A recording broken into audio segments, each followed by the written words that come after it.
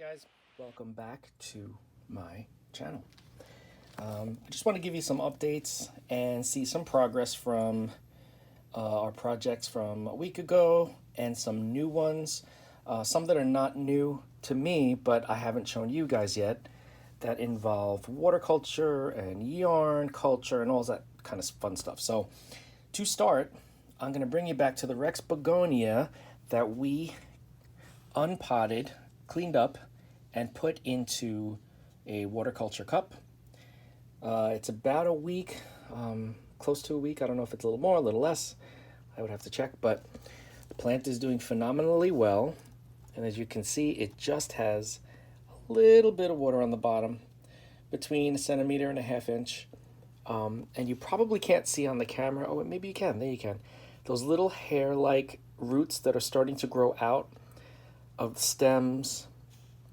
Yep, there they are. And they're making their way into the water. Then it's a nice humid environment down there. So I even started feeding this plant with a very mild hydroponic solution. I'm using, right now for this plant, I'm using an Aero Garden hydroponic nutrient. So yeah, but very, very, very weak. But the plant is doing phenomenally well. These are the leaves that I had taken off that are going to be leaf propagations. Of course, not all of them are going to take, but you can see we've got some root growth already, and it's been a week. So yeah, it's amazing how these guys do in water, just plain water. Here's another leaf. Very small root growth, but definitely some roots. Let's see how this one's doing. This one isn't the healthiest of leaves. You can see it was a damaged one, but I figured let me try it anyway, instead of just cutting it and throwing it off. I don't see any roots on this one yet. And then the small little baby one, no roots yet either. But that's 2 out of 4 so far. They're still alive, all the other ones. So a really kind of fun experiment. I had gotten myself another Rex Begonia. Look at this beauty. Gorgeous, just beautiful plant. And I did the same thing. I just did it earlier today. Cleaned off all the roots and just a tiny film of water on the bottom. This is really 2 separate plants here. So I may separate these guys and have one in each cup. But even though I unpotted it, it is supple. It's not wilting at all. They do extremely well in water. I'm telling you, it's just, it's such a great way. And it's almost like, great way to grow them, sorry. It's almost like a little bouquet you could put on like a table or something. You know what I mean?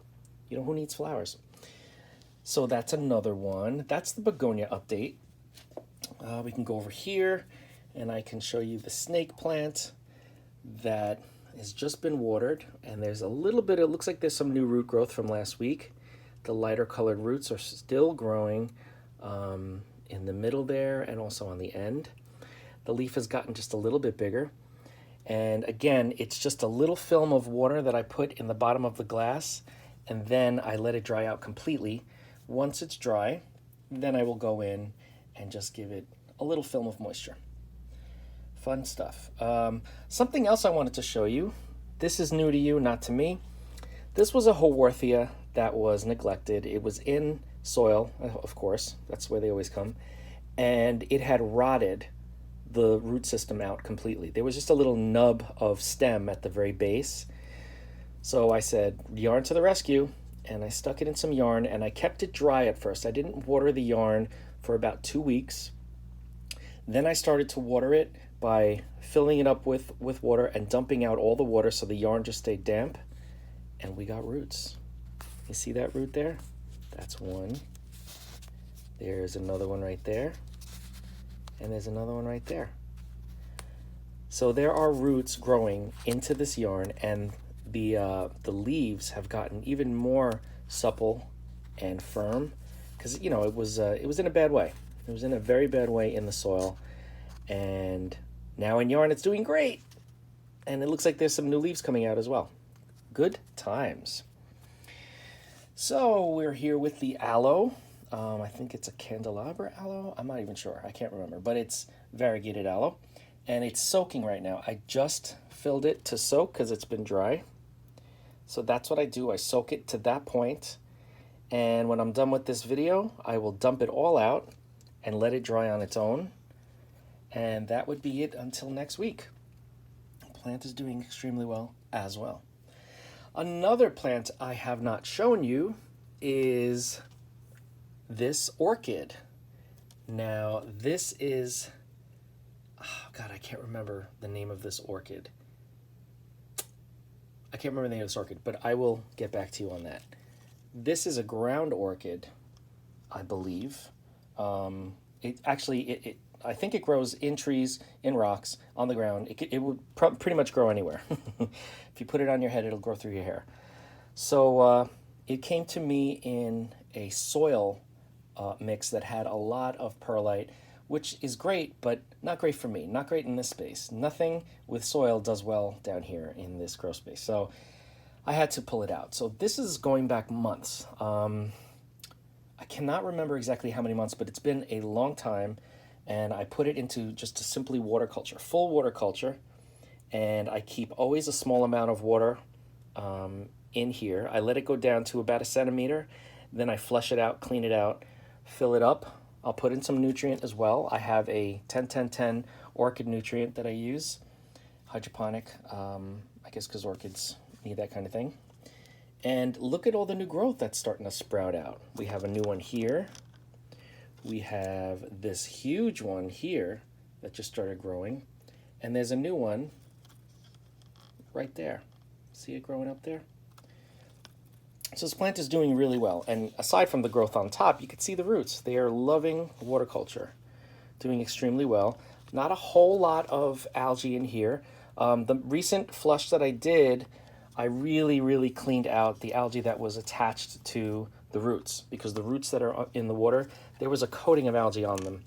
It didn't seem to be affecting the plant, but I wanted to get rid of it. So I cleaned it out really well, put it back in, and it's happy as a clam. So let's go to another one. Where is one? Here's one. Climbing aloe. This is in the bare root. This was just watered yesterday or the day before, and that's why it's still wet. The roots are all very wet. And I'm going to let this one dry out. You can see all the root growth. Let me focus. All the new roots are the lighter ones. And the plant is doing well. It's nice and supple. And that is that one. I'll put this one back. Let's see what else I have for you guys. Haworthia. This is the big Haworthia. Has been in here for years. Let's show you what those look like. Let's pull this up. This one was also watered recently. Sorry about the camera. And you can see the new root growth, all the white roots. Right there on the sides, in the middle, everywhere. Doing really well.